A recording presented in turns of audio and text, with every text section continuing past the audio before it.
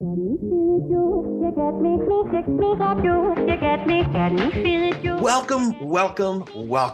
We are talking politics and religion without killing each other. I am your host, Corey Nathan, and I am so grateful to have a place to talk about faith and politics and big ideas in our culture with all kinds of interesting, accomplished folks of goodwill in good faith. And it is an honor to announce that our program is now part of the Democracy Group, a network of podcasts that examines what's broken in our democracy and how we can work together to fix it. And today's episode is very much in line with our affiliation with the Democracy Group. What you'll be hearing is actually from another podcast that's part of the network, Village SquareCast. For just a little behind the scenes, I'm actually on the team with the good folks at Village SquareCast, Liz Joyner and Vanessa Rouse, who you might remember from when they were on TPNR, this show. Well, over the last few months, I've been able to pitch in by producing their program as well as occasionally hosting their show. So you'll be hearing me introduce this just incredible talk. And at the end, I chime in again to close out the episode. It's just been a real treat being involved with just such a great organization and all the important, timely work they've been doing at Village Square. You'll be hearing more from me and then from Liz about the incredible testimony from Daryl Davis, who is a brilliant musician who's traveled all over this country and the world, and how he's confronted hate and prejudice, very much in line with a lot of what we've been talking about on Talk Politics and Religion Without Killing Each Other. So I don't want to be too redundant about all of that here, but I can assure you that this really is an inspiring story, one I'm sure you'll appreciate. But before I hand it over to Village Square, just remember, subscribe if you haven't already. Tell a friend, give us a good rating and leave a review. You know, and let me just emphasize that point. If you haven't already, write a review. Like go to Apple Podcast or Pocket Cast or Podcast Addict or wherever you get your podcasts. See if there's a way to write a review. It really does make a difference. Hopefully you'll have a good review and it'll be 5 stars and all that good stuff. But it really does make a difference in how we're found on all of the different apps. And we get great, improved scores on listen notes and the ways that they all rate us and stuff. So easiest way to find us is our main site, which is www.politicsandreligion.us. That's politicsandreligion.us. Or feel free to connect with me directly. All the social media apps, Facebook, IG, Twitter, LinkedIn, Post News. I'm at Corey S. Nathan. That's at Corey, S as in Sam, Nathan, at Corey S. Nathan. And now here's Daryl Davis, Hate Undone on Village SquareCast.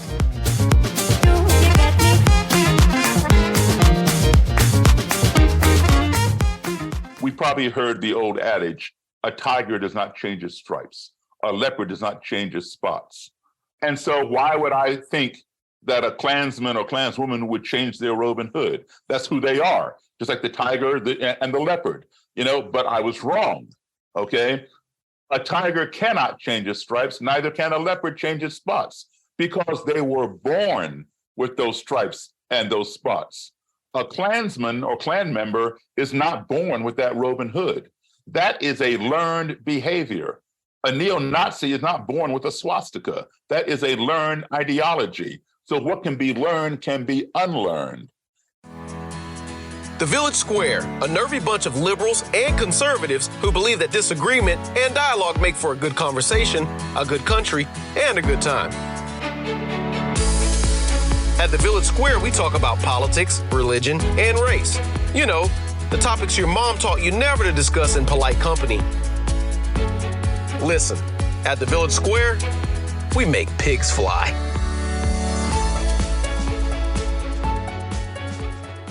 Welcome to Village SquareCast. This is Corey Nathan, grateful to be hosting this edition of Village SquareCast and so glad to be able to be a part of wonderful programs like the one you'll be hearing today. Thanks for joining us for Hate Undone with special guest Daryl Davis. Funding for this program was provided through a grant from Florida Humanities with funds from the National Endowment for the Humanities. When our guest Daryl Davis was really young, a question began to form in his mind that became a lifelong pursuit. That question is, how can you hate me when you don't even know me? What we learn as Mr. Davis shares about his incredible life story is that His question was actually a diagnosis of a central problem, a sickness, if you will, in our culture. And in his pursuit of the answer, Daryl Davis has been providing a much needed antidote for what ails us. So this exemplary human being who's actually best known as an incredible musician who's traveled the world, which, by the way, you'll also be hearing some of Daryl's own musical contributions at the top of the program and then again at the close. Daryl Davis is also a virtuoso of peace and of bridging seemingly impossible divides. This program is facilitated by the Village Square's very own founder, Liz Joyner, along with Dr. Nasheed Majouin, the executive director of Florida Humanities. Liz introduces everyone at the beginning of the program, including our special guest, author, musician, Daryl Davis. So, time to turn it over to some music before we hear from Liz for proper introductions.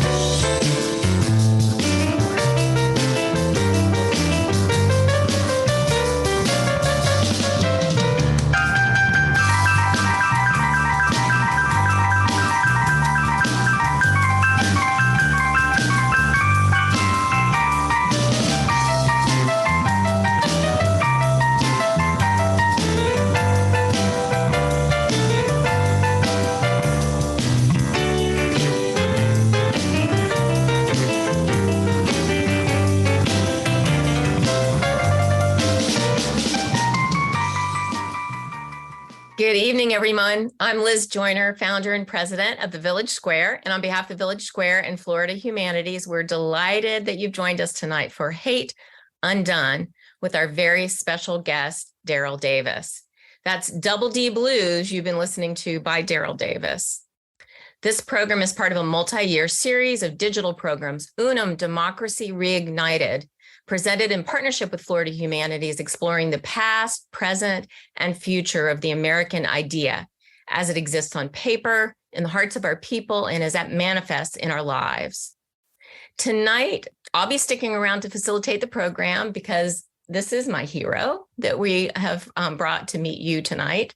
But I have the distinct pleasure to welcome Dr. Nasheed Majouin, the Executive Director of Florida Humanities, who will join me in this endeavor tonight. Dr. Majouin's extensive professional career in the humanities includes his past leadership at the James Eaton Sr. Southeastern Regional Black Archives at Florida A&M University and the Art Museum and Archives at Hampton University. Dr. Majouin has served on a host of boards, including the Blues Foundation, the Austin Arts Council, Arkansas Black History Commission, Virginia State Heritage Preservation Board, Visit Florida, and the African American History Task Force for the state of Florida. It is wonderful to have you with us. And do you ever sleep? There's a lot of good work to be done, and I'm glad to partner with you. And this is a remarkable activity. Thanks for having me. It is really a pleasure. Also, you're going to have to be my wing human tonight because I might just get a little jittery. And so if I freeze up, because I really have been talking about Daryl's work for as long as I've been doing this work, and I've known about it. So if I get kind of starstruck, you'll come in and help me out, right? Understandable. It's national icon we have here. Yeah, we really do. Yeah. So I am thrilled now to introduce our special guest tonight, Mr. Daryl Davis. Daryl Davis is an international recording artist and leader of the Daryl Davis Band. He's played with a legendary blues band, formerly the Muddy Waters Band, which I remember that, and Chuck Berry. As an actor, Daryl has done film and television, including roles in the critically acclaimed HBO series The Wire. He is the author of the book Clandestine Relationships, and his documentary Accidental Courtesy got lots of attention from CNN, NBC, Good Morning America, NPR, The Washington Post, and others. He also just told us that he is finishing a second book, so we're very excited about that. Mr. Davis, welcome, sir. Thank you, Liz. My pleasure. Thank you for having me. Good evening, Nasheed. How are you? Good evening. Nice to talk with you. My pleasure. Yes. So as I was prepping for this, I looked at our past program was with Chloe Valdry, who you may know her work. I know her well. But she writes about you. And so I actually had a question in there that was, please tell us the story of Daryl Davis. So I cannot tell you how thrilled I am to have you here tonight and say that we're going to turn it over to you, Mr. Davis, and you can tell us your own story, and we'll be back in a few minutes on the flip side. Yes. Okay, sounds good. Well, I'm age 64. I'll be 65 next month. But let's go back to my childhood. I was the child of parents in the U.S. Foreign Service. So I grew up all over the world, traveling starting at the age of 3. And how it works is you're in a foreign country for 2 years with the American Embassy, and then you come back home here to the States. You're here for a few months, possibly a year, and then you get reassigned to another country for 2 years. So all of this started for me in 1961 at the age of 3. Today, I'm a professional musician. I have my degree in music, and I perform all over the world and all over this country. But back then, my first exposure to school was overseas. I did kindergarten. I'm from Chicago originally, but I left the States at age 3 for 2 years. I did kindergarten, 1st grade, 3rd grade, 5th grade, and 7th grade overseas. In between, I was back home here going to school. Now, my classes overseas were filled with kids from all over the world. Anybody who had an embassy there, their kids were in my school. My classmates were from Nigeria, Japan, Russia, France, Germany, Italy, Sweden, Australia, you name it. If they had an embassy, we all went together with their kids as well. So that was my baseline for what school should be. Let me just show you an example of my 2nd grade class. This is 1965-66. And what you see there are a multitude of kids from all over the world. In fact, myself there on the back row, I'm one of the 2 Black kids on the back row there. And 2 other children, 1 little boy and 1 little girl, are from the States. There were more Americans in the school, but we were the only 3 in 2nd grade there. You see a Black teacher there and a white teacher. You would never see that in our country back in 1965 in an integrated school like that. But that was my baseline for what school should be. So that's what I was accustomed to. But every time I would come home, I would be in either all Black schools or Black and white schools, meaning the still segregated or the newly integrated. And even though desegregation was passed by the Supreme Court 4 years before I was born, in 1954, I was born in 1958, schools did not integrate overnight. It took years and years for schools to become integrated. And we're still even working on that in 2023, folks. So anyway, I would be either in all Black schools or Black and white schools. And there was not the amount of diversity in my classrooms back here in my own country that you saw there from overseas. Those kids were from all over the world in my 2nd grade class.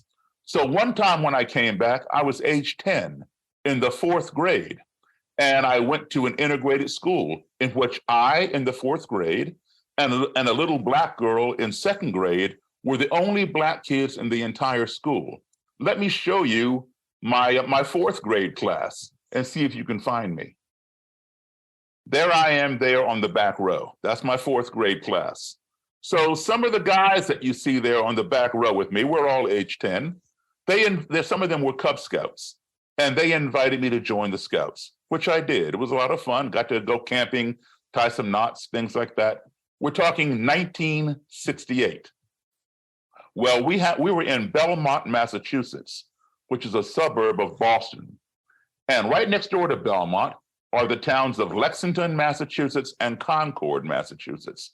So we had a march on Patriots' Day from Lexington to Concord to commemorate the ride of Paul Revere.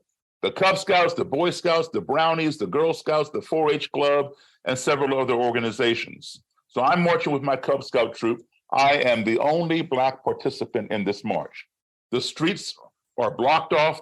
The sidewalks on either side are lined with nothing but white people waving and smiling and cheering, having a great time. We all were having a great time until we got to a certain point in this parade route when suddenly, boom, I'm getting hit with bottles, soda pop cans, and just small debris from the street by just a small group of white spectators off to my right on the sidewalk, mixed in with the larger crowd. Not everybody was throwing things, just about 4 or 5 people.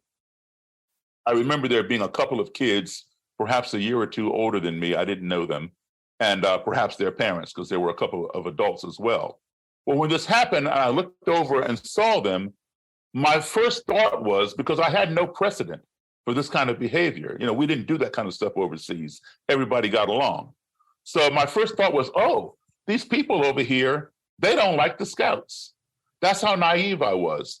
It wasn't until my den mother, my cub master, my troop leader all came running over and huddled around me and quickly escorted me out of the danger that I realized I was the only person getting this special protection. I was the only person getting hit. So naturally, I questioned them. What did I do? I didn't do anything to them. Why are they doing this? And all they would do is shush me and rush me along, tell me to keep moving, everything will be fine. So I kept on moving, but they never answered my question. So at the end of the day, when I got home, my mother and father, who were not present at the parade, were fixing me up, cleaning me up, putting Band-Aids on me, and asking me, how did you fall down and get all scraped up? I told them the truth. I didn't fall down. I told them exactly what had happened.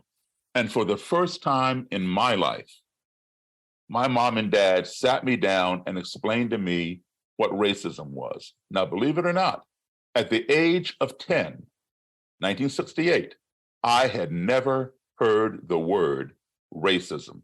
I had no clue what my mom and dad were talking about. That word and that behavior were not in my sphere. I did not grow up around that. I grew up with people from all over the world, and none of them treated me that way. So my parents had to be deceiving me. They were pulling my leg.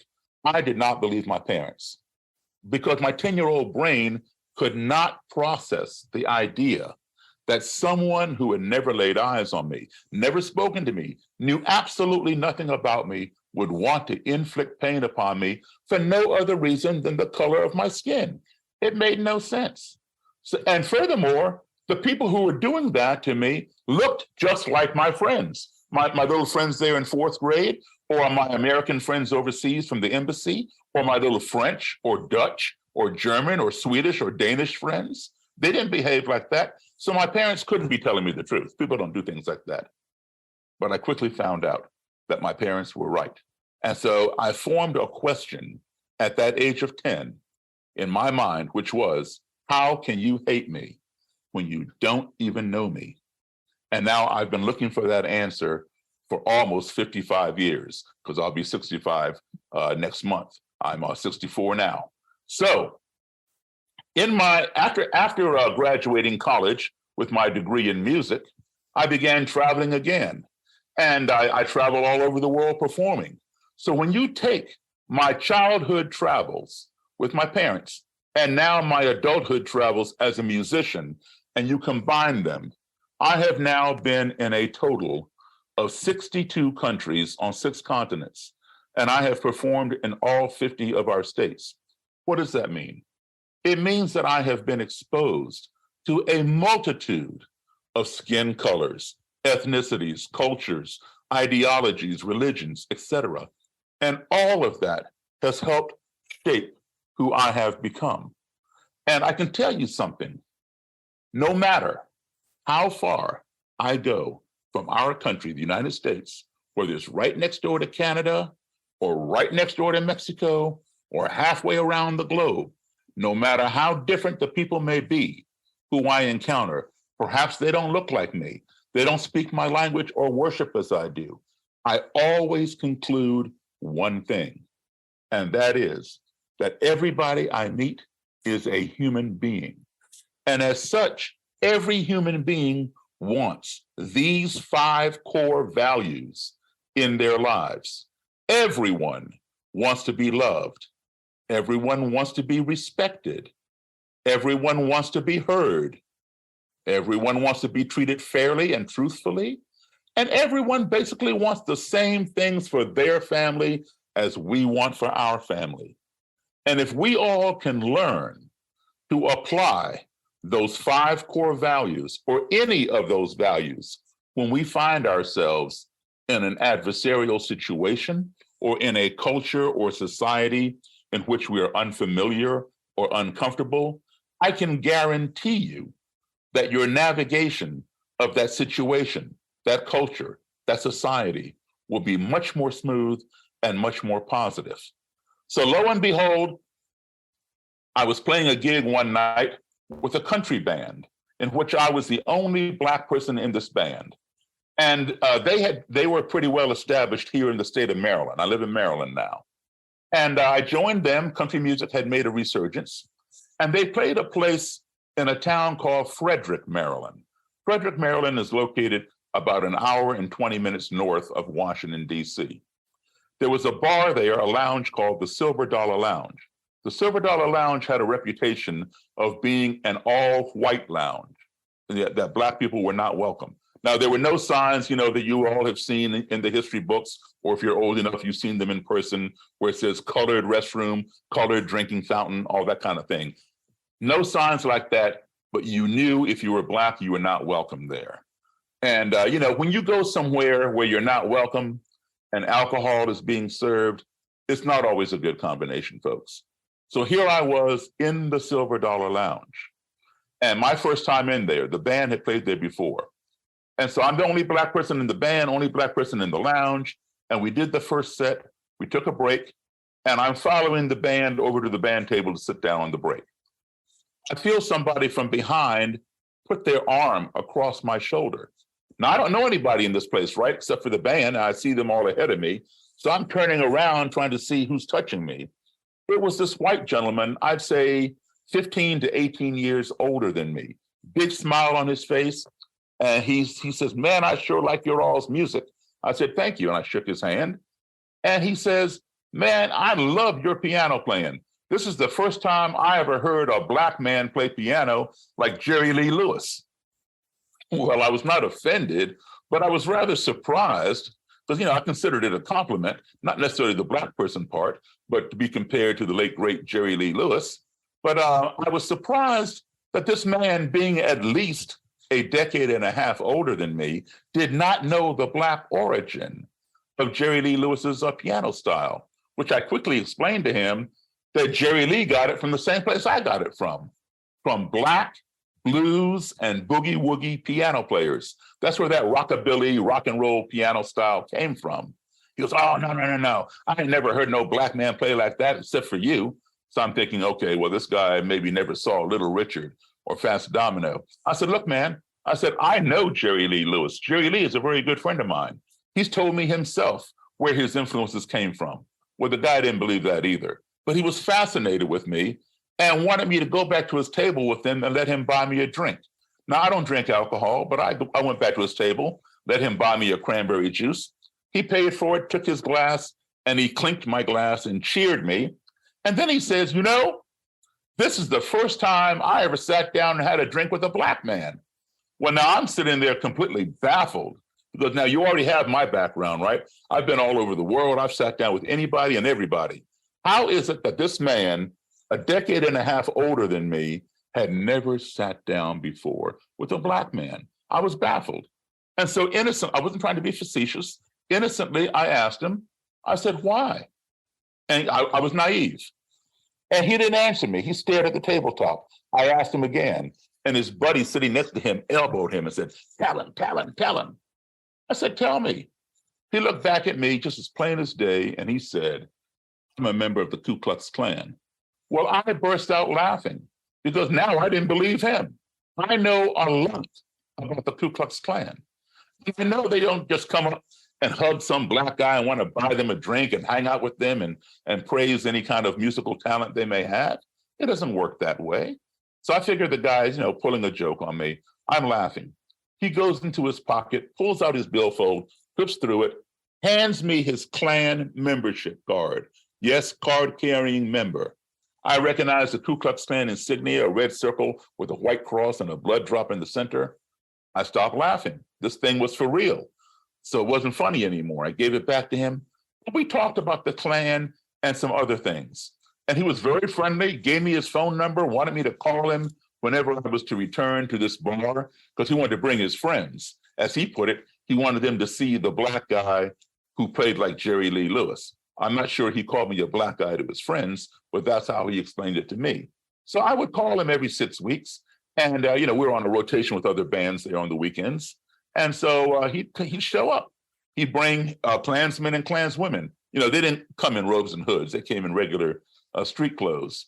And they'd watch me play. They'd get out on the dance floor and dance to our music. So I got to know some of them, the ones who wanted to meet me. On the breaks, I'd make my way over to his table.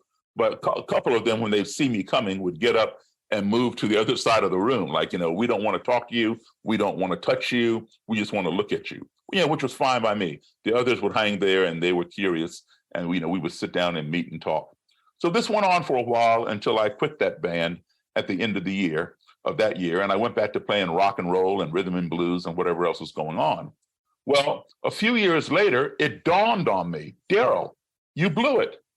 The answer to your question that has been plaguing you since the age of 10 fell right into your lap. You didn't even realize it. Who better to ask that question of, how can you hate me when you don't even know me, than to ask someone who would go so far as to join an organization that has over 100-year history of practicing hating people who don't believe as they believe and who do not look like them. So I got back in contact with that guy. I decided I would write a book. I would travel around the country and interview Grand Dragons and Imperial Wizards and rank and file Klansmen and Klanswomen and ask that question and write a book about it. I never set out to convert anybody. I just want to find out why. Why do you hate me? How can you hate me? You don't even know me. So in the course of traveling around the country, I went up north, went down south, went to the Midwest, went to the West, and interviewed hundreds of Klan members. Some would talk to me, some would not talk to me. Some wanted to fight, got violent and things like that. Fortunately, that was, few and far between. But those who talked to me, did the interview, I put out the book, and now I'm putting out my second book. I've been in this field of race reconciliation going now on 41 years. So I'm going to show you a picture from about almost 30 years ago, 29 years ago. Here, I went to a Klan rally, and you see I'm a little thinner there, got a little more hair on my head. It's towards the end of the rally. The fiery cross is, the flames are dying out. But I asked a Klansman if he would pose for a picture with me, which he did. So that was 29 years ago. Here's one from 7 years ago. This one here that you're looking at is in the state of Maryland. This one here is in the state of Missouri from about 7 years ago. There were a lot more Klansmen and Klanswomen there, but the rally is over, and they're over at a picnic table just out of the camera shot, getting food and beverages. They always leave some Klansmen around the burning cross because the cross will fall over at the end and they don't want anything to catch on fire. So they stand guard there. Now, what do I do at Klan rallies? I talk to people, I converse with them, because I'm a firm believer that a missed opportunity for dialogue is a missed opportunity for conflict resolution. Nothing gets resolved without conversation. And the greatest weapon against racism, to combat racism, is also the least expensive weapon. It's free. It's also the most underused weapon. It's called conversation. Today, I don't know what is up, but people want to engage in cancel culture. That's not how you do it. You do it by conversing, having these conversations. This guy, what you see I'm doing right here. When I came on that rally ground that day, the guy you see facing me with the mask on, he threatened my life when I came on that rally ground. That was 7 years ago. Ever since then, he's been sending me a Christmas present every year, and he is no longer in the Klan. And I own that robe and that hood. It's now in my collection. So this is the power of conversation. This is the power of applying those 5 core values that I told you everyone wants. If we can learn to do that, we can definitely get ahead. And this works not just on racial divide, but also on political divide, or any kind of adversarial thing. In fact, let's tell you what, let's take race off the table for a second. There are other hot topics out here. We have abortion, nuclear weapons, global warming, the war in the Middle East, the war between Russia and Ukraine, the presidential election. Somebody's on one side, somebody's on the other. Apply those 5 core values. Have civil dialogue. You may not agree, you may agree, but at least you can navigate that situation in a more positive and constructive and productive manner. And that is what we need. It bothers me a great deal as an American that we call ourselves the greatest nation on the face of this earth. Now, don't get me wrong, I love my country, I'm a patriot, but I do have a problem with that statement. Now, perhaps we are the greatest nation on the face of this earth technologically. After all, we Americans, we built the technology to put a man on the moon. And when astronaut Neil Armstrong was up there on the moon, walking around, talking about one small step for man and one giant leap for mankind, we were able to talk to Neil Armstrong live, all the way from Earth, all the way to the moon, via satellite radio phone. We, Americans, invented that technology. Everybody sitting in your home or wherever you may be, watching this program right now, obviously you have internet. You also have a cell phone, and you also have email. You can talk to anybody on the face of this earth. You hit a few numbers, hit a few letters and words, hit send, and you're talking. People in Florida. You can talk to people out in California. You talk to people in China, in Africa, in Europe, in Australia, wherever you want to talk. How is it that we as Americans can talk to people as far away as the moon or anywhere on this planet, but yet there are still so many of us who have difficulty talking to the person who lives right next door, because that person is a different skin color or a different persuasion, a different religion, a different whatever. So it seems to me that before we can call ourselves the greatest nation on the face of this earth, perhaps our ideology needs to catch up to our technology. And when we get them both up there, then we can truly brag about how great we are. Because folks, we are living in the 21st century. We are living in space age times. So tell me, why are we still thinking with Stone Age minds? So at this point, I want to invite back my co-hosts, Nasheed and Liz, to join me for a conversation and answer some of the questions they may have and you might have. Okay, I'm already having problems with freezing up because I'm so overwhelmed. I'm not going to get through this without crying some. It is really hard to imagine at a time when many of us cannot get through a Thanksgiving dinner with someone we disagree with, how in the world you could form these relationships and keep them over the course of years when it was with people who so foundationally disapproved of you. How do you do that? How did you do that? Okay, well, let me give you my favorite quote of all time, and then let me show you how it applies. My favorite quote of all time is by Mark Twain, the author, and it's called the travel quote. And Mark Twain said, "Travel is fatal to prejudice, bigotry, and narrow-mindedness, and many of our people need it sorely on these accounts. Broad, wholesome, charitable views of men and things cannot be acquired by vegetating in one little corner of the earth all one's lifetime." And this is so true. Every time we travel, every time we go somewhere, see something new, meet somebody different, we are broadening our horizons. Now, all that travel that I described to you that I've done does not make me a better human being than someone who has done less travel. What it does is it gives me a broader perspective of humanity. And that's what I want to share with people who have done less travel. But understand something, the travel that I have done involved me leaving this country, going across the Atlantic Ocean or across the Pacific Ocean, or traveling from East Coast to West Coast in this country, et cetera. And I started that at age 3 in 1961, and I'm still doing it. But today we have the internet. We can travel virtually. We can take a tour of Venice. We can take a tour of the Eiffel Tower sitting in our bedroom on our laptop. We can go to a 3D tour of these places, meet people in other countries, establish relationships. I call it walking across the cafeteria.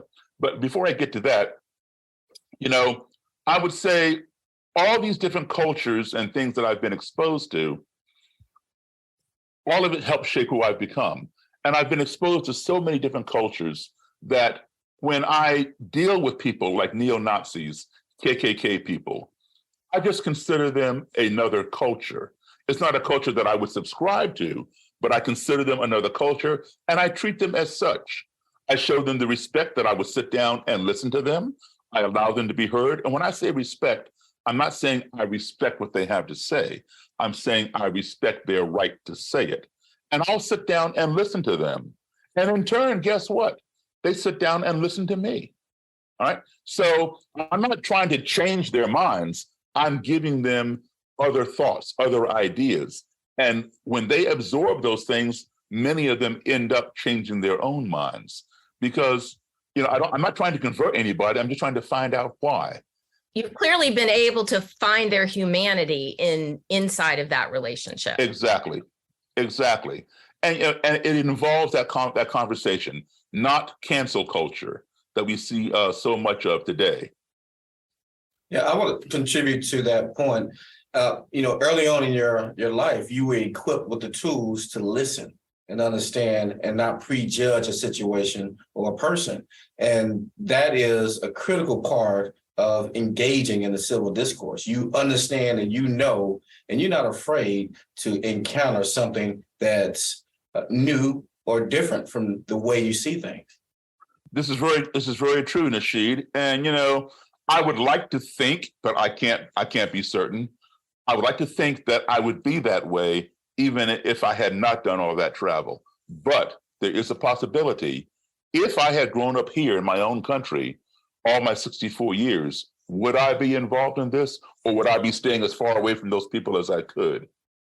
So we have, I'd like to push back on that slightly, because if you're encountering the members of the Ku Klux Klan around the country and they decided at some point to make that change on their own, that's because those 5 values you mentioned were deep down in them at their core, and you knew how to address that. So that means maybe that altruism, that intrinsic element of good-naturedness was in them in the beginning, and you found a way to open that door.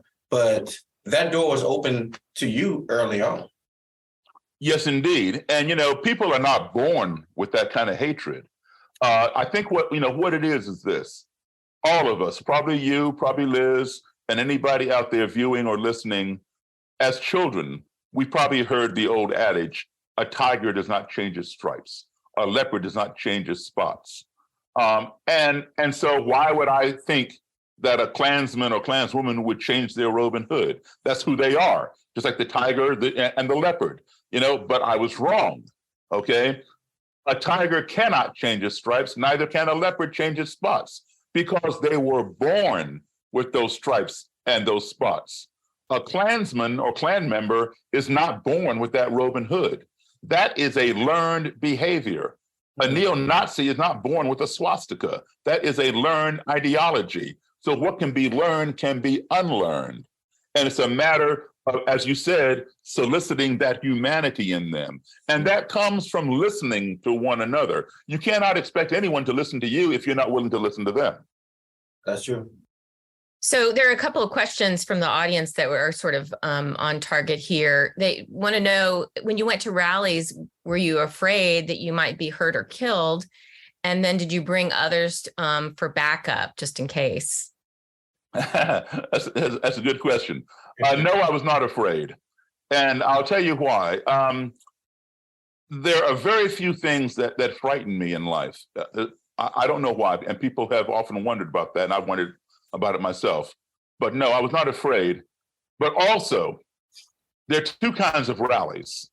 There are public Klan rallies and there are private Klan rallies. So what's the difference? A public Klan rally would be like in a public park.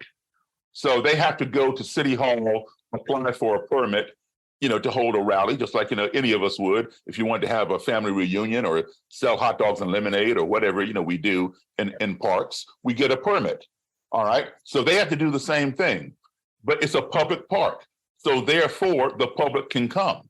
Now, if there is violence and people throwing things and, there's going to be physical mayhem, there's going to be a barrier of police between protesters and the people participating in the rally, in the Klan rally. All right. But if there's not that kind of violence, say the park is in a town that is welcoming of that kind of ideology, then chances are you can just walk up freely and talk to these people.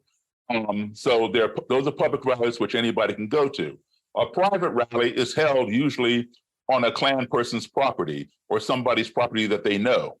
And, you just can't walk on private property unless you are invited. So over time, as I developed relationships with Klan leaders, like a Grand Dragon means state leader. Imperial Wizard means national leader. So as I developed relationships with some of these leaders and they began trusting me, they would invite me to private rallies. So I would be on that private property, watching them parade around in their robes and hoods around a big burning cross and proclaiming white power and all this other kind of stuff. Now, granted, there were some people there who did not want me there and did not like the idea of my being there. However, they had to obey their leaders. If the leader invited me, there is a regimented chain of command, and they cannot go against that. It's a kind of like a military chain of command. So while they didn't like me there, there's nothing they could do about it. So I'm assuming you gained their trust in some ways by letting them be them. I mean, how did they start to trust you to bring you into the inner circle? By applying those 5 core values. I want you to listen to what this Imperial Wizard has to say at a rally that I was at.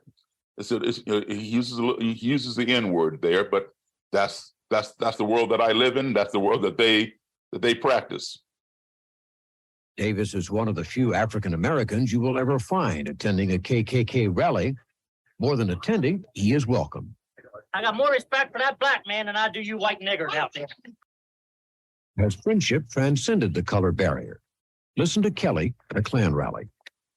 All right, man, the hell back, because I believe in what he stands for and he believes in what I stand for. A lot of times we don't agree with everything, but at least he respects me to sit down and listen to me. And I'll respect him to sit down and listen to him. The strange relationship of a KKK wizard and his black buddy. In Washington, I'm Carl Rochelle, CNN Sunday Morning. Okay. You heard that Imperial Wizard say, we may not agree on everything, but at least he respects me to sit down and listen to me, and I respect him to sit down and listen to him. In that one sentence, he didn't realize it. He used 3 of those 5 core values I just told you about. I told you, Everybody wanted to be loved. Everybody wants to be respected. We all want to be heard. We all want to be treated fairly. And we all want the same things for our family as they want for their family. He said, I respected him. That's one of those values. He said, I sat down and listened to him. That means I allowed him to be heard. That's a second value. And because I respected him and sat down and listened to him, he said he respected me and sat down and listened to me. That's treating each other fairly. Right. He named 3 of those values, okay? And as a result of my applying those values time and time again, every time I would meet with him, he quit the Ku Klux Klan and renounced it and shut down the group. He didn't pass it down to his second in command when he quit, he shut it down. And today I own that robe and hood that you saw him wearing. By applying those values, it doesn't happen overnight. It happens over time, because he didn't become that way overnight. He's not going to lose it, overnight. It's like this gut that I have on here that you can't see because I'm hiding below the screen, right? So, listen, I used to be skinny like a Nasheed here, but I put on some weight, over years. I'm trying to lose it, and I am losing it. It's the camera. I'm right there with you. But I'm not going to lose it overnight. I didn't put it on overnight. I'm not going to lose it overnight. So can I pull on that thread a little bit? You said, so canceling people is not the way to get this done. Talk a little bit more about why, and compared to what you've done, which clearly has worked. Okay, listen, our society, our country, our life, our job, these things can only become one of two things. Our country can only become one, that which we sit back and watch it become, or two, that which we stand up and make it become. So we all as individuals have to ask ourselves, do I want to sit back and see what my life becomes, what my job becomes, what my country becomes? Or do I want to stand up and make my job, make my life, make my country become what I want to see? And that's a question that we all have to answer individually. And in order to do, if you choose the latter, the only way you're going to do that is by assimilating with other people, getting to know them, because you're not here by yourself. And I call it walking across the cafeteria. All right, we can do it physically or we can do it virtually. Let me tell you, for example, pre-COVID, people in office buildings, corporations, companies, or schools, diverse places where you have students or employees of different backgrounds. They're working on the same project. They're getting along. They might even share the same cubicle while they work on that project. But what happens at 12 noon? They go downstairs to the cafeteria, and Blacks sit with Blacks, Hispanics sit with Hispanics. This group sits with the same group of their people. This is called self-segregation, right? We self-segregate. Does that mean that these people are racist? No, not necessarily. People tend to feel more comfortable around familiarity.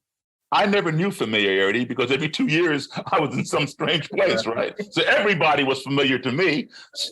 So that's why I can adjust to different people, right? So anyway, I say this. Now, if you walk across the cafeteria and sit at somebody else's table, and they say, oh, no, go back to your own table, get back over there, then yes, there's a problem, and it has to be addressed, and it should be addressed, okay? But I would say this, once or twice a week, leave your comfort group, walk across the cafeteria and sit at somebody else's table, because you have a lot to teach them, you have a lot to learn from them, and in the process, you will make a new friend, and you will broaden your horizons. And if you can't do it physically because you telecommute, then get online and call one of your coworkers in some other country or some other state and have a chit chat with them, during non-working hours or whatever, or make an appointment during working hours to talk with them, after you get off work. Sit down and just get to know one another, learn about their families, learn about, what they practice, what they do at home, what they eat, et cetera, et cetera. This broadens our humanity. That's called walking, that's my term, walking across the cafeteria, in person or virtually. I love it. Daryl, I have a question. Now, we're talking about, you've mentioned your age several times and the geographical differences that you've encountered domestically and internationally. I'm curious to know if there was any consistency in the generation and the age of the people who are open to your dialogue.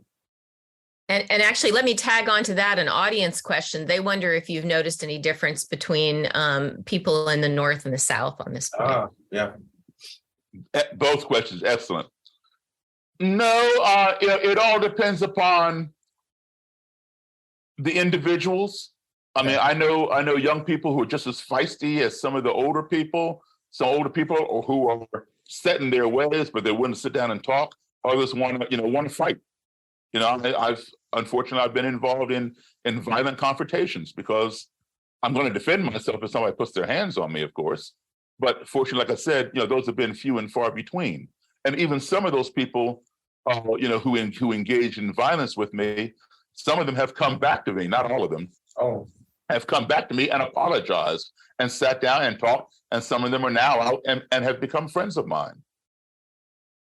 Goodness, amazing. Because it's a learned behavior.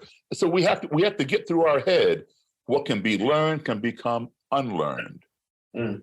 And you know, if we had no hope, then why even bother trying to change things?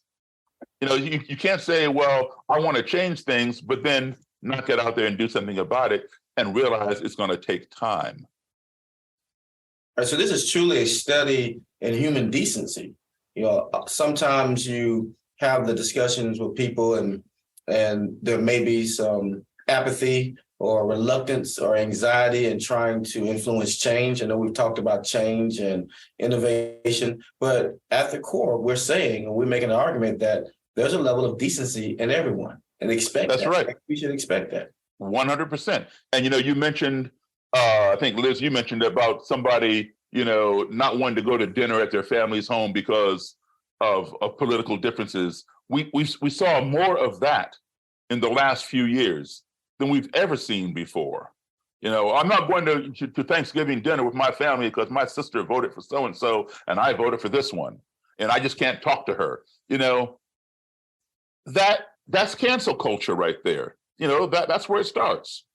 Mm-hmm. Listen, no matter who is going to become president, that person is only going to be there for a minimum of 4 years, for a maximum of 8 years. How long have you been with your family? Decades? You know, and your best friend? Decades? Are you going to throw away decades of a relationship over somebody who's only around for 4 to 8 years? Come on, that doesn't even make common sense. It's not rocket science, you know? So when you put it in that kind of perspective, then you do some introspection and say, you know what? Okay, so he or she voted for so-and-so. It wasn't my choice, but let me listen to them and see why. What happened in her life or his life that gave them reason to vote? Oh, well, maybe I understand that now. Okay, well, I wouldn't have done it, but I see why you did it. And then maybe they'll understand why I voted for this one. And so we can agree to disagree, or we can agree with that person, or they can agree with us. But we have to have that civil dialogue, not cancel people out. And see, here's what we do. We have to understand something. One's perception is one's reality. Everybody knows that. You know, even if it's not real, it's their reality. And you cannot change somebody's reality. They only know what they know. And if you attack what they know, they're going to push back. They're going to push back because you are attacking what they think is real. So never try to change somebody's reality. If you want their reality to change, what you do is this. You offer them a better perception or better perceptions. And if they resonate with one of your perceptions, then they will change their own reality because their perception becomes their reality. I'll just give you a quick example, hypothetical one. Let's say, Liz, you have a young 7 or 8 year old son, and he goes to a magic show with his buddies. And he comes home and tells you, Mom, you're not going to believe this. You know, this magician asked for a female volunteer and 50 women raised their hand. And he picked one out of the audience, brought her up on stage and had her climb into this long box and stick her feet out the hole at that end and put her head out the hole at this end. And then he closed the lid and he took a chainsaw, went right down the middle of the box. He cut her in half. Then he told her to wiggle her feet. And she wiggled her feet. And you say, listen, it didn't really happen like that. Yes, it did. I was there. You weren't even there. I saw it with my own eyes. You weren't even there. See what happens? You attacked his reality. He knows what he saw. He saw a man cut a woman in half and she wiggled her feet. And you were not there and you have no right to tell him what he didn't see and it wasn't real. Okay? You don't attack his reality. And to make it even more real, he tells you after the guy cut the box in half and she wiggled her feet, he took the half of the box with the feet and moved it over there to stage right and took the half of the head and moved over to the stage left. So there's lots of evidence, right? Yeah, exactly. You know, and then he tells you the magician walked over and talked to the lady's head, and she talked back to him. Right? And then he brings the two halves back together. He does this abracadabra incantation over the lid of the box, and then he opens it up, and she climbs out full form, no blood, back together. He cut her in half, and he put her back together. And you say, listen, that's an illusion. No, it's not. I'm telling you, right? You've attacked his reality again. And so now he's mad.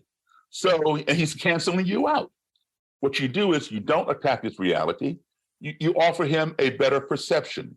You say, listen, I understand what you're saying. I hear you. But do you think it's possible that maybe, just perhaps, when he asks for a female volunteer and you say he picked one of the women out of the audience and brought her up on stage, you think that maybe that woman might work for him? Maybe he planted her in the audience and she travels all over the country with him. She knows the trick and she sits in the same seat in every theater that they go to. So he always knows where to find her. And when she climbs into the box, there's already a pair of mannequin dummy legs laying on the floor of the box that are wearing the same stockings and shoes that she has on. So she just picks up those legs and shoves them out the hole. And she brings her own knees up under her chest. So her whole body is on that half of the box. So when he cuts the box in half, the saw never even touches her. And when he says, wiggle your feet, she just shakes those poles and the feet wiggle. But now when he separates the boxes, those feet can't move anymore. So he has to distract you from looking at those feet. So he goes over there to her head.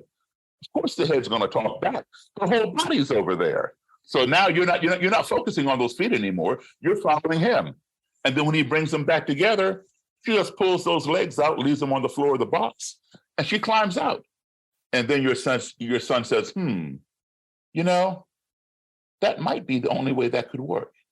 So you've offered him a better perception. He resonated with that perception, and now that perception becomes his reality. And to be able to do that, you have to be talking to him. You have to be sitting next to him. You have to be in relationship. Exactly. A missed opportunity for conversation is a missed opportunity for reconciliation. Well, I've learned something here because you didn't know the trick. Yeah, well, definitely didn't know the trick. But to start that off, you had to give the respect of accepting his reality, whether you agree with it or not. From the beginning, you had to give one of those values. You had to give that person respect, and in return, they allowed you to speak and share their alternatives. They listened to you. That's that value, treating each other. You nailed it, man. That's it. You don't have to respect what they're saying, but show them the respect that you will listen to them. Okay? Because people want to be heard. They want to be respected. And then in turn, they reciprocate. And that's the fairness. That's the fair core value. So there's an amazing point in accidental courtesy in the movie, which I highly recommend everybody. You can watch it on Amazon. Do it. When you are about to get married to a white woman, you're in the room with one of your friends who was currently in the KKK. And the producer asks, well, wait, he asked the KKK member, you're going to this wedding, you don't believe in interracial marriage. Why are you going? And his answer was, it's Daryl. So talk about that. Yeah, listen, that guy that you're talking about, okay, check this out. He was the Grand Dragon of Maryland at one time, which means state leader, okay? Now, he went to prison.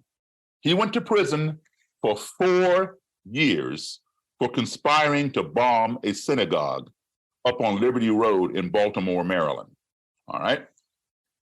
He continued running the Klan from within the prison through his guy on the outside. When he got released 4 years later, he took it back over and continued running it. He got into some trouble a couple years later, went back to prison for 3 years for assault with intent to murder 2 Black men with a shotgun. Wow. So he did 7 years in prison. All right. While he was Grand Dragon of the Klan, conspiring to bomb a synagogue and shoot up people or whatever, you don't get paid money to be a Klan leader. You might get a couple, a small stipend out of the Klan dues, but you have to have a regular job. Grand Dragon, Exalted Cyclops, Great Titan, Imperial Wizard, these are all titles. You have to have a regular job. His regular job, while he was in the Klan, was Baltimore City police officer. He was not a police officer undercover in the Klan gathering intelligence. He was a bona fide Klansman on the Baltimore police force. All right. And anyway, he went on to become one of my best friends. He got out of this because of me, because of our friendship. And that's why he came to my wedding. He invited my then girlfriend, now my wife, over to Christmas dinner at his home. He came to our wedding. And do you know, he sent me a nice letter, saying, how impressed he was. He said, your wedding was just like ours. He was expecting, because he never been to a black wedding.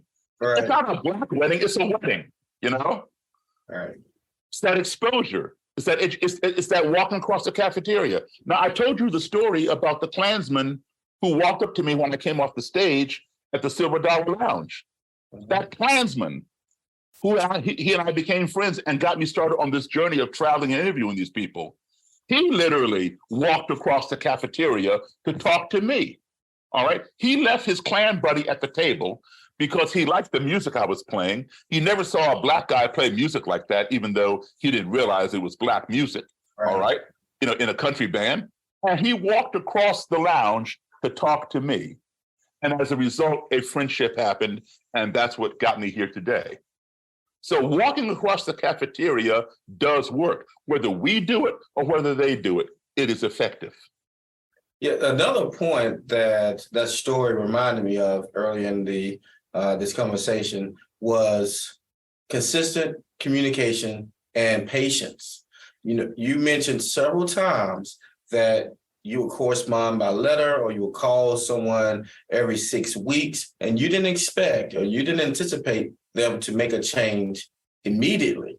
You right. gave that relationship time to nurture and foster and grow into something that was meaningful. You were also cultivating an atmosphere of respect. Yes, indeed. And at the same time, one of the most important things that I've learned is this. Well, a couple things. One, your most valuable asset that you have in your life when you deal with anybody is your credibility. That's priceless, okay? Your credibility. And so you're already talking to somebody who thinks you are not credible at all. That's why they're in that organization, because you are inferior and they are superior. So you have no credit, all right? But your credibility is of the utmost importance because while you actively learning about someone else, at the very same time, you are passively teaching them about yourself. So you think you're gleaning all this information from them, but they're observing you and they're, imbibing or whatever they can get out of you. And they're evaluating it. And it's when, because, they're expecting you to behave the way they perceive you, which is negative. And when you don't behave that way, it causes a cognitive dissonance with them because he's not following the rules, or whatever. And they have to adjust to that and find out what's real and what's not real.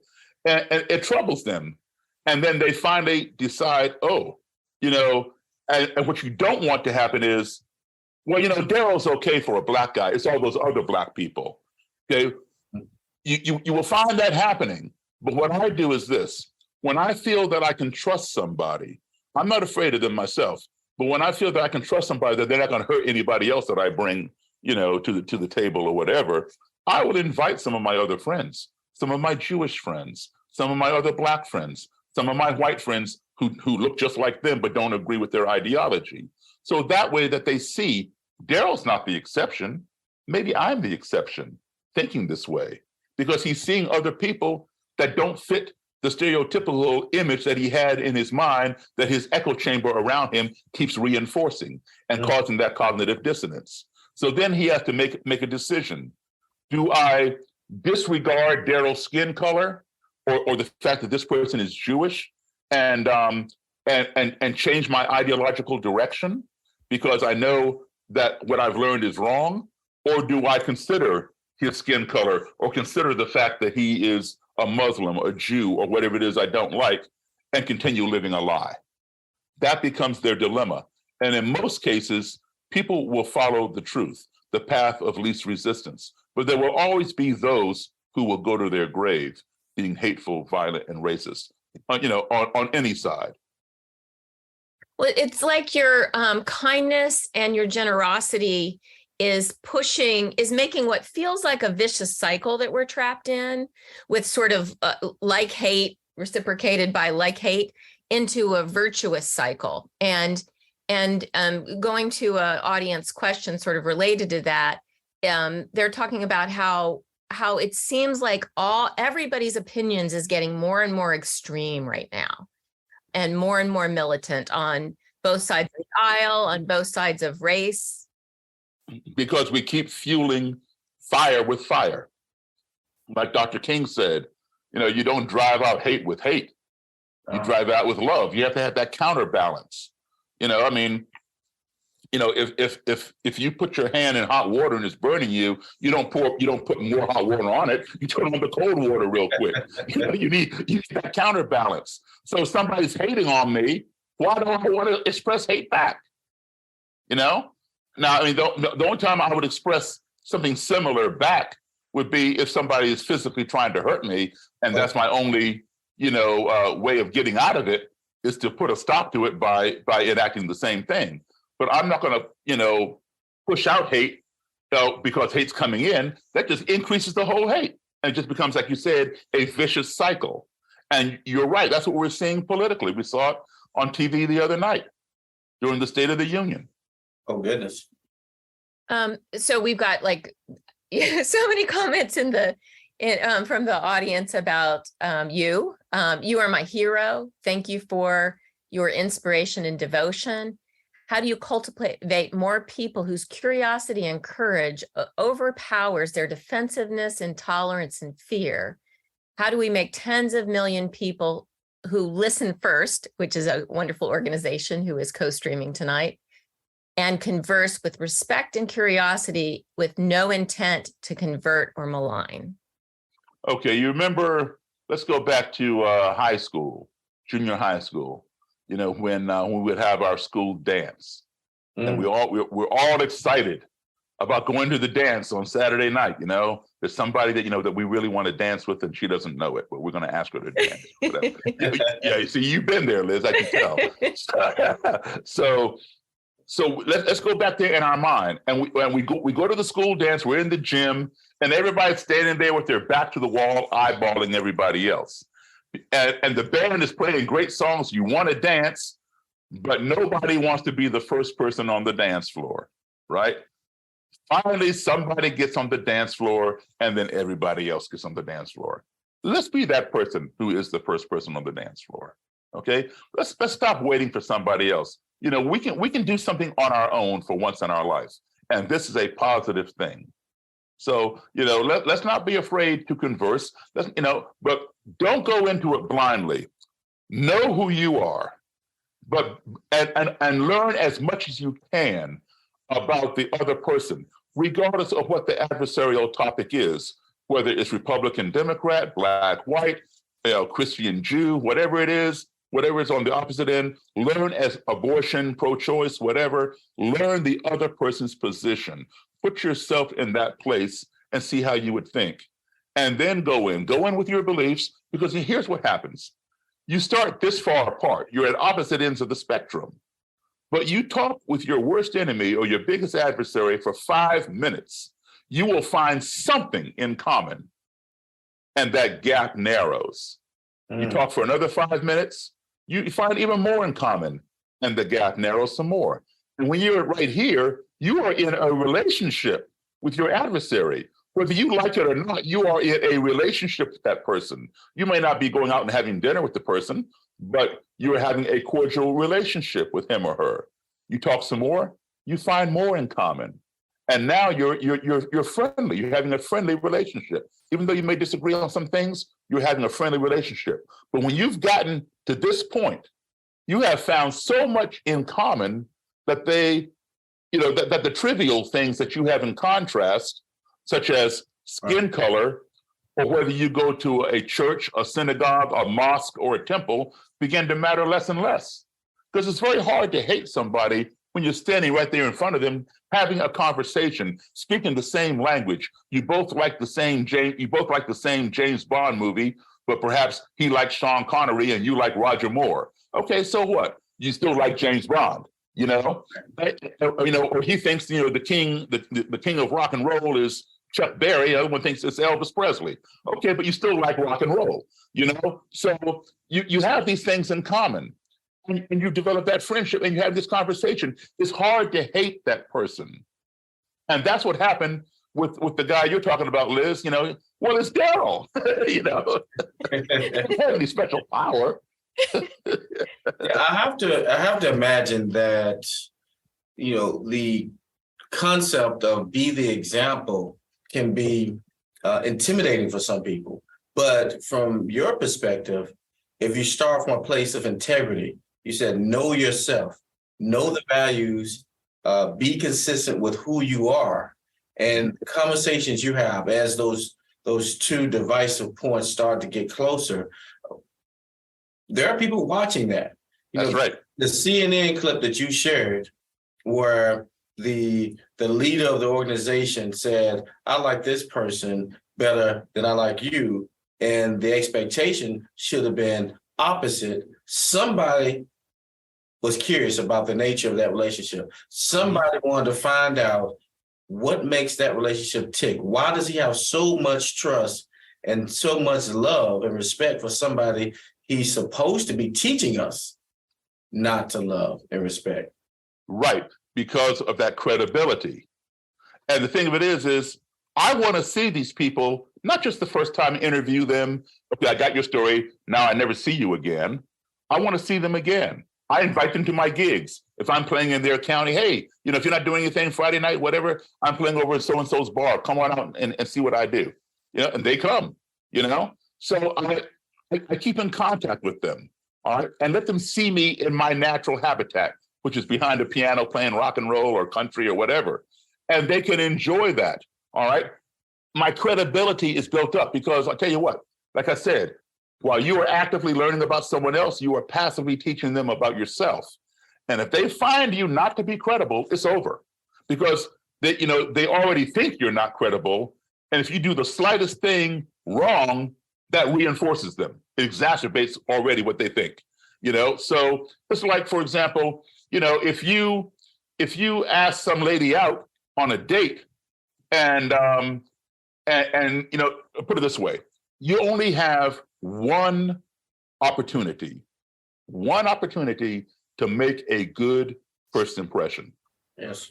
Okay. You may have a second or third opportunity to make an impression if you're lucky, but you only have one opportunity to make a good first impression. And most people would judge you on their first impression of you. So if you ask somebody out and they go out with you and for whatever reason, they're not impressed with you, maybe they caught you in a lie or whatever it was you did, your credibility is shot. And you say, hey, listen, I really enjoyed myself. Can I take you out again next week? They're like, no, I don't think so. Whatever, right? They're done. All right. So with these people, they're not coming to be converted. They're curious as to why a black man wants to know about why they want to be in the Klan and blah, blah, blah. But initially, they didn't know I was black.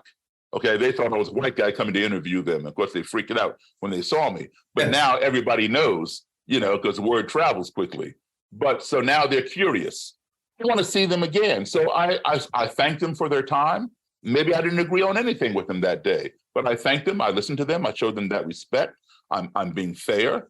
And I say, hey, listen, hey, I really appreciate your time. You've given me a lot of information. Let me absorb it. Let me process it. I might have a couple questions maybe in a couple weeks. Is it okay if I check back in with you and maybe, get together again, just review some things. Yeah, okay, that's cool. Because even though they don't like me, I'm credible. Right. If I, attack their reality, they catch me in a lie. They say, "Nah, you got your interview. We're done. I don't need to see you anymore. Done."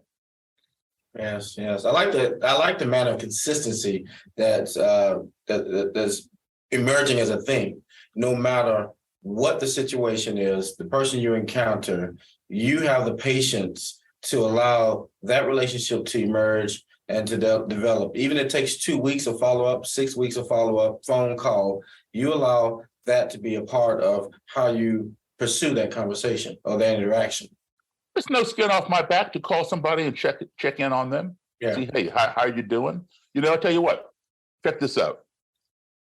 The Klansman in the picture that I showed you, he's the imperial wizard of that particular group. His name was Frank Ancona. Look him up, Ancona. But you got to put in Frank Ancona KKK, because there's another Frank Ancona who's a car dealer. You don't want to, he has nothing to do with the Klan. So anyway, he was the imperial wizard. If of the largest Klan group in the country at the time, if he had lived for another year, he would have been out of the Klan, because he and I were becoming very close. But he was murdered. I knew him very well. I knew the murderer very well. I went to this man's funeral, and I participated in his funeral, not because I respect the Klan. I respected him for giving me the time and the interviews that he gave me. And, he was friendly to me. I did not agree with everything he stood for, but I could see him changing, And like I said, he was on his way out, but he was murdered. And I participated in the funeral. I played hymns on the piano during the church service and all that kind of thing. The whole Klan was there, and they saw that. And do you know what? They invited me to one of their rallies in South Dakota, and one of their meetings in Kentucky. And I went, and I spoke at their rally. I spoke at their meeting. And do you know, several people, not immediately, because they don't do anything in front of each other, right? Yeah. But the seed was planted. After things were over, a few days later, a couple weeks later, 3 of them quit. And I have their robes. I got them in the mail. Wow. Yeah. Amazing. Wow, that is extraordinary. Now, I was in Custer, South Dakota for this rally. And I knew that what do you call it? Mount Rushmore is nearby. I wasn't sure how far it was. And so, when the rally was over, I'd done my speaking and stuff, and we're all sitting around.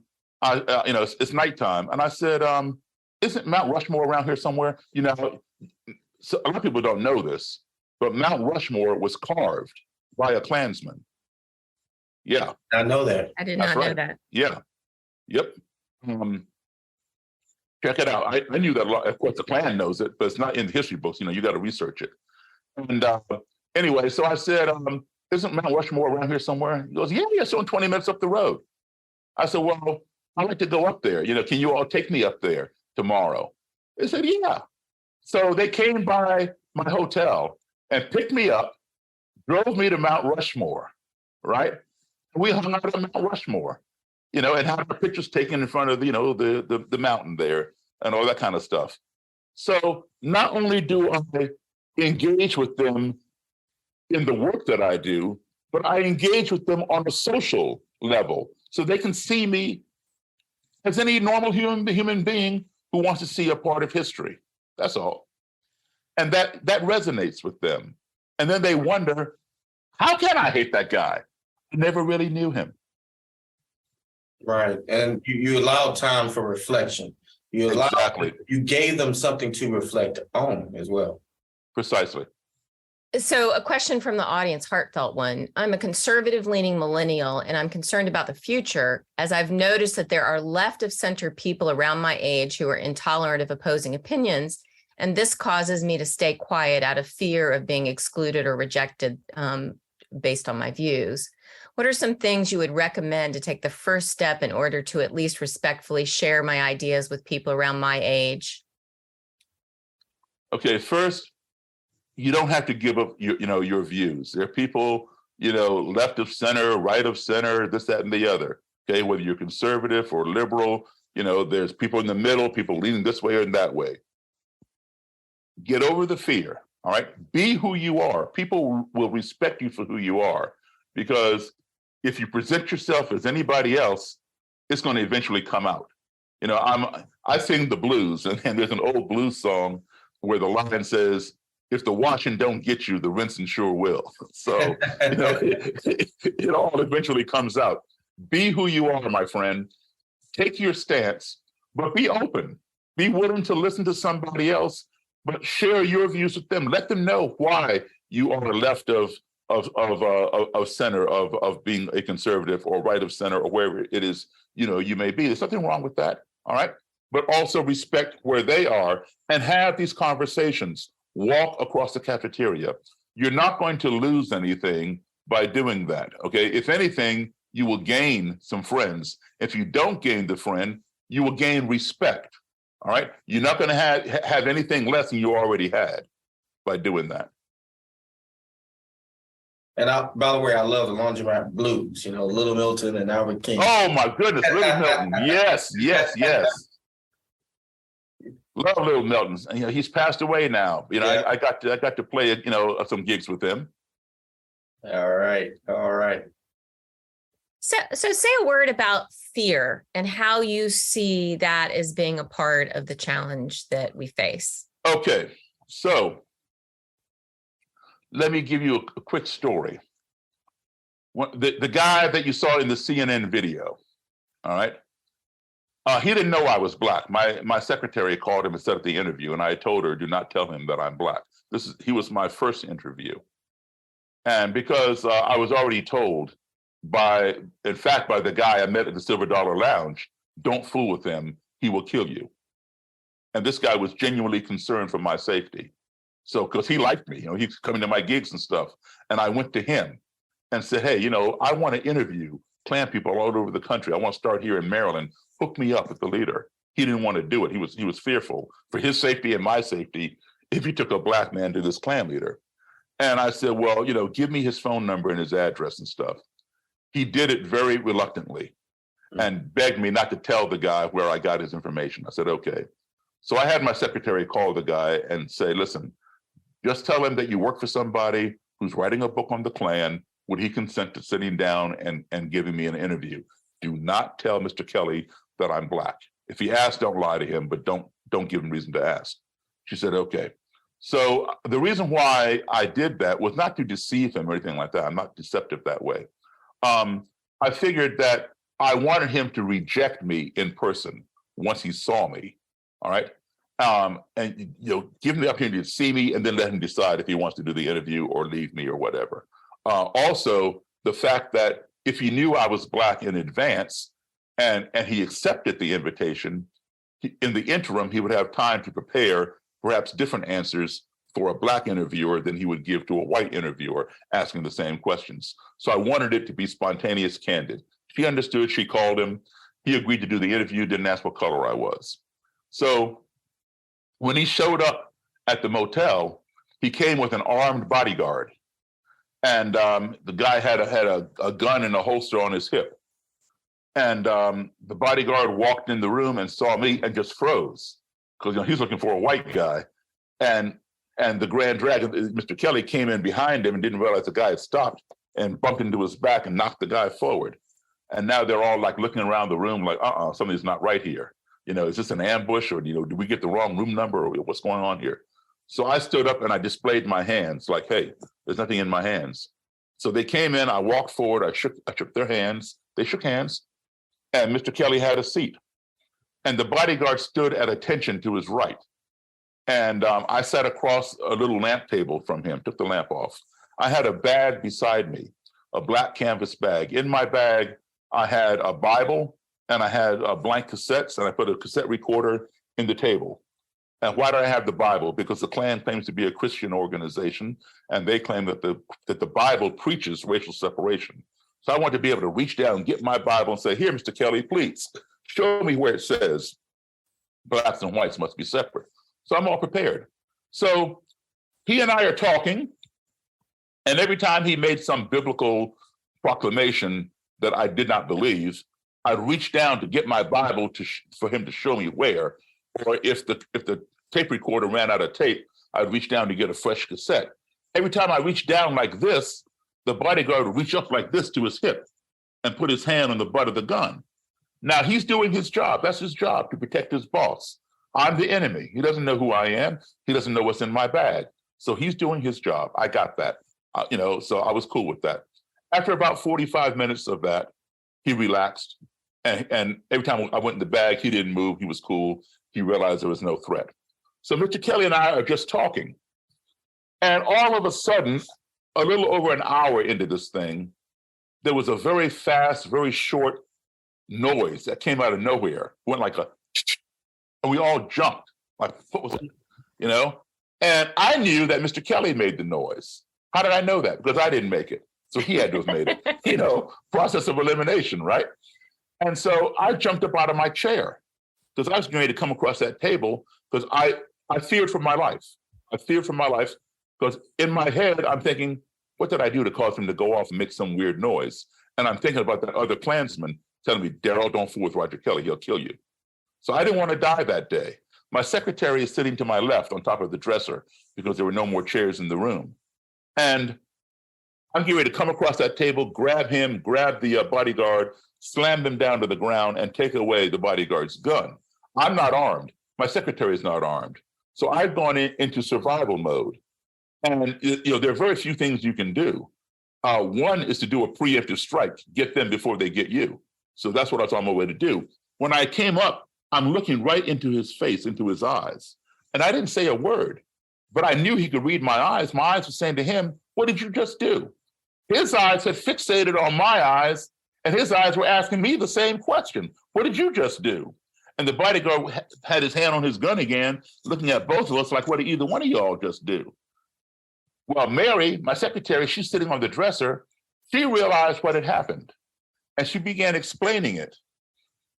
Before they even arrived, I sent her down the hallway with some money to get soda pop out of the vending machine, put it in the ice bucket, fill it with ice, get it cold, because I want to be able to offer my guest a cold drink, if he came in the room.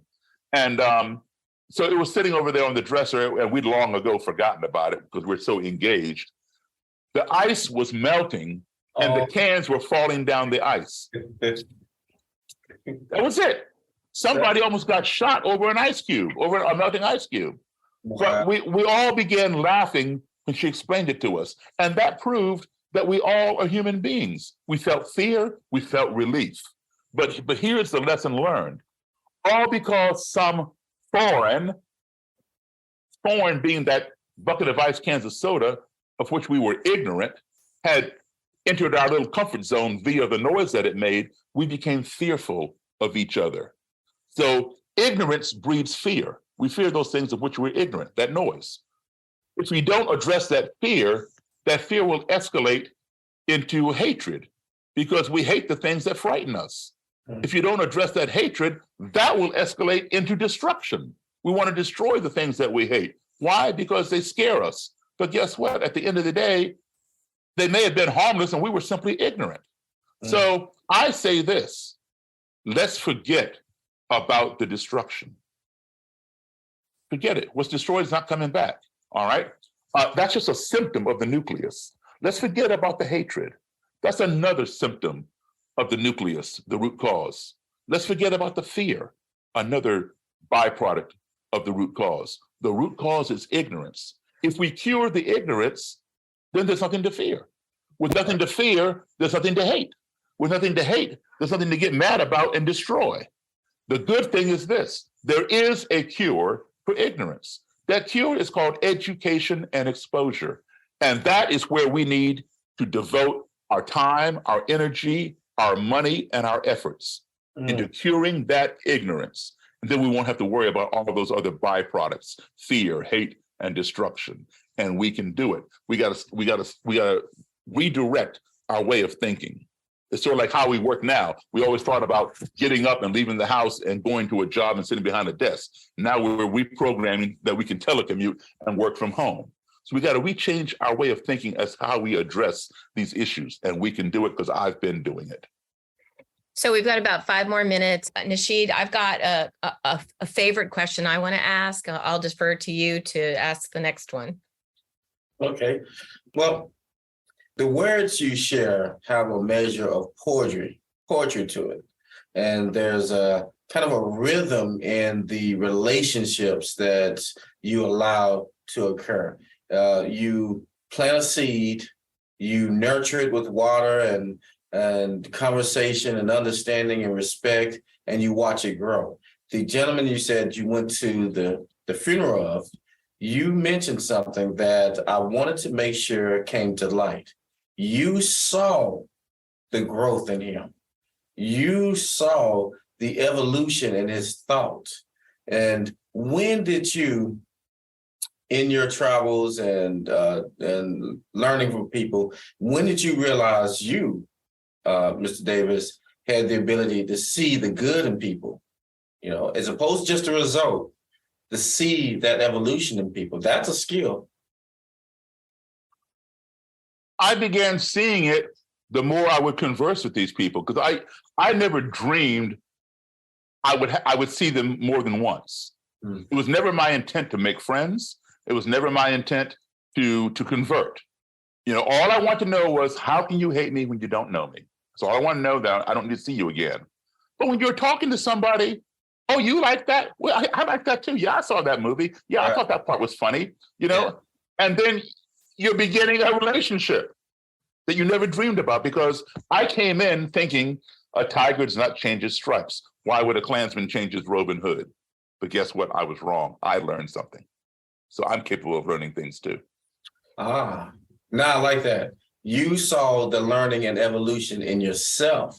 That's the point of integrity. And so when you saw your growth, you were able to identify growth in others. Right. Take away, Liz. And what I would say to anybody out there, listen, I am just a rock and roll piano player. I am not a psychologist. I'm not a sociologist. I probably should be. I probably make more money than I do playing rock and roll. No, you're exceptional. You're exceptional.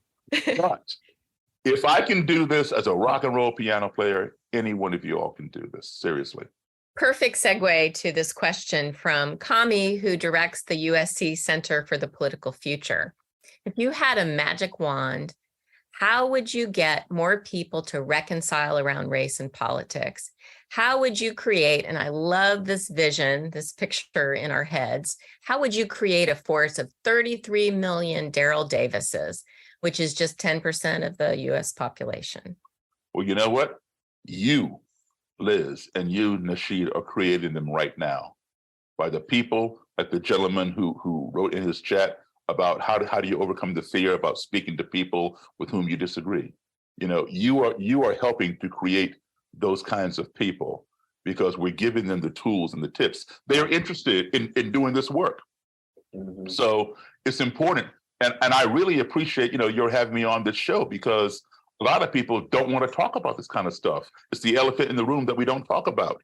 But you all, have taken that bold step to have these conversations and share them with your public. So thank you all very much for helping to create that. Your film opens with a RFK quote. I don't know if you can call that up. I have a longer version of it, but it's sort of what you've said reminds me of that.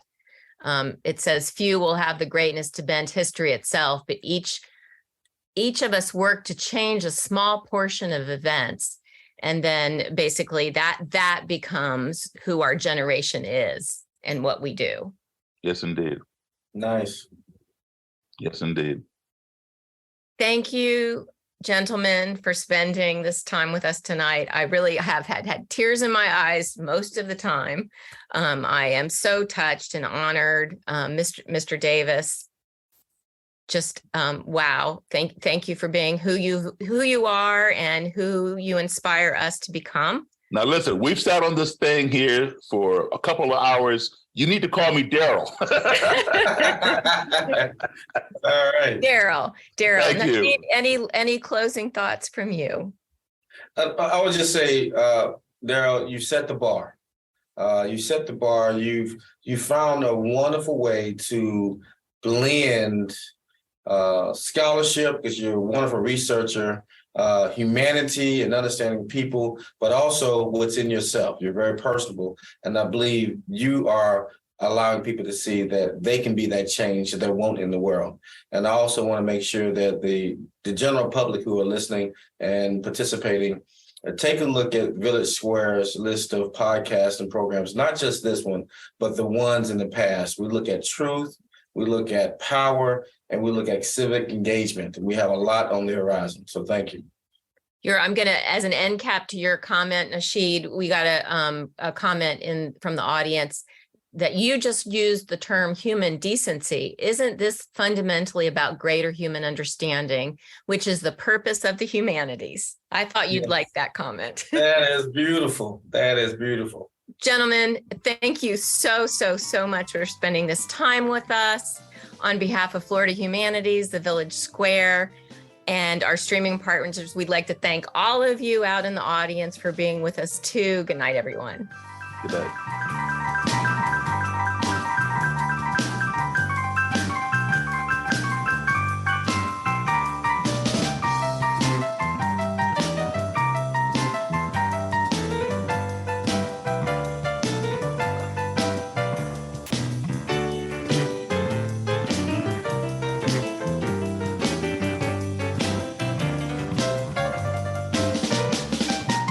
Wow. Corey Nathan, back with you. What amazing stories, and a truly inspiring testament to the fact that, as we always say, reaching out with an open heart and an open mind to someone who doesn't look or think like you really can change everything.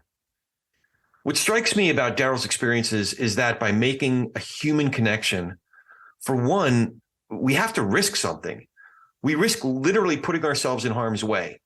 But Daryl's openness to meeting another human being, as well as on the part of the guys who were part of the KKK at all levels, they were putting themselves at risk too, but making that human connection. And not just that, Daryl's demeanor and his wisdom for how to engage with someone was profound. It was earth-shattering, or I should say it was hate-shattering. Hate-shattering. We got to do a little bit more of that. Shattering hate. Because if you meet with someone in person and give them the benefit of treating them with a baseline of respect and listen, really seek to listen to them, as opposed to just trying to shatter their perceptions and beliefs as wrong as you think they are. Like the kid who saw the magic act where the lady got sawed in half. Listening first goes a long way to making a person feel seen and understood, as opposed to picking a fight right out of the gate. But meeting someone, seeing them as a human being, listening to them, those are all signs of respect. And all that goes a long way to cutting through the calluses of hate. As Daryl said a couple times, a tiger can't change its stripes, but people aren't born with hatred. It's learned. And what's learned can be unlearned.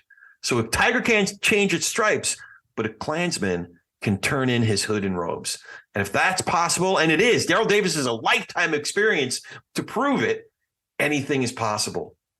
So with that, it's time to close out today. Please consider joining our members and supporting this program. You can become a member for just $7 a month or $76 a year, and your business can join for $250. So go to villagesquare.us/donate to join today. That's villagesquare.us/donate. While you're there, sign up for our newsletter to stay up to date with everything happening at the Village Square. Go to villagesquare.us, scroll to the bottom for the sign-up box. Funding for this program was provided through a grant from Florida Humanities with funds from the National Endowment for the Humanities. Check out Florida Humanities online at floridahumanities.org. That's floridahumanities.org. We appreciate you listening to Hate Undone with special guest Daryl Davis. And until next time, as I said earlier, we challenge you to reach out with an open heart and open mind to someone who doesn't look or think like you. It really does change everything. We'll talk to you soon, and thanks so much for listening to Village SquareCast.